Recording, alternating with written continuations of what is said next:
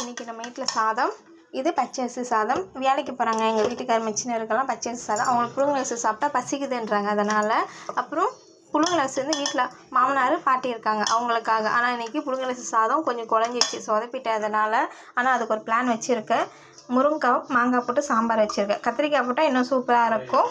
முருங்கைக்காய் மாங்காய் போட்டு சாம்பார் வச்சாச்சு. அப்புறம் இது வந்து காலிஃப்ளவர் ஃப்ரை, தக்காளி வெங்காயம் போட்டு.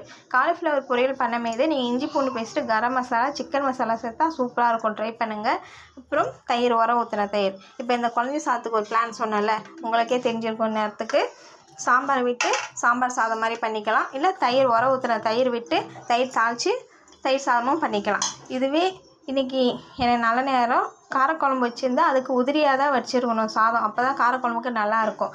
நான் சாம்பார் அப்புறம் தயிர் பண்ணனால எனக்கு இன்றைக்கி ஒன்றும் டென்ஷன் இல்லை. பட் இதுமாதிரி எதாவது சொதப்பிட்டனாலும் எதுவும் டென்ஷன் ஆகாமல் அதுக்கு ஆல்டர்னேட்டிவாக என்ன ஐடியாவோ அதை யோசிங்க. இது இங்கே மட்டும் இல்லை, எங்கேயுமே வேலையில் எந்த இடத்துலையுமே நமக்கு ஒன்று சொதப்பிட்டா டக்குன்னு டென்ஷன் ஆகி ரொம்ப இதாகாமல் அதுக்கு ஆல்டர்னேட்டிவாக ஒரு ஐடியா யோசிங்க. லைக் பண்ணுங்கள், சப்ஸ்கிரைப் பண்ணுங்கள்.